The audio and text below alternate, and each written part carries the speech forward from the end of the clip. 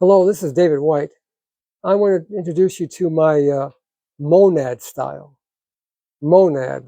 It's a word I picked up years ago from the 17th century philosopher, diplomat, Leibniz.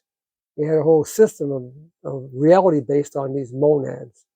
What you see here is a model I used from Leibniz, where he thought that instead of having the concept of the universe consisting of small, tiny atoms, inert matter, he held the view that there were psychic atoms, like spiritual atoms, or atoms were points of consciousness, little dots of consciousness. And these were infinite. And these atoms give rise to the universe we see. So fundamentally, the universe is actually consciousness.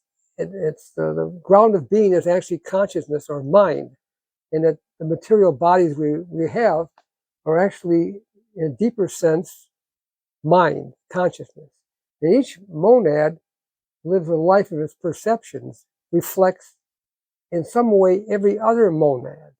So the whole universe is tied together, laced together with these reflections.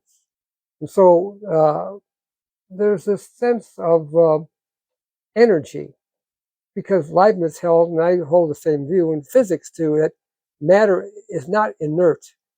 In its deepest sense, it's energy and perception. So they flow through these kind of worlds here.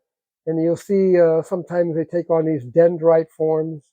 In Leibniz's world, the monads have no windows, that is, they don't communicate. They're just synchronized. But here I have these little openings in them where the monads are actually reproducing themselves. They go on endlessly reproducing themselves, producing the universe that we see, which is always dynamic, never static. There's a quote I discovered here from one of the early pioneers in physics. He was a mathematician, John von Neumann.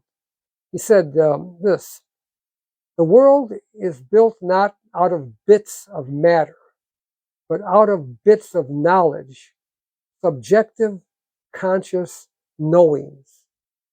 So deep down in modern physics, very radical view, is that, as agrees with Leibniz, that the universe is actually mind. It's not some dead, inert matter. And so these playful monads, they go around reflecting each other back and forth. There's even an Indian in India, in Buddhist India, metaphor similar to this, called the net of Indra, in which all these monads are like jewels, and there are jewels in this net, and they all reflect one another. Everything's interconnected, nothing's disconnected, and it's our own blindness that we don't see this. So this is the pre-established world of kind of a secret harmony in the universe that I try to show in this playful manner, in this monad style.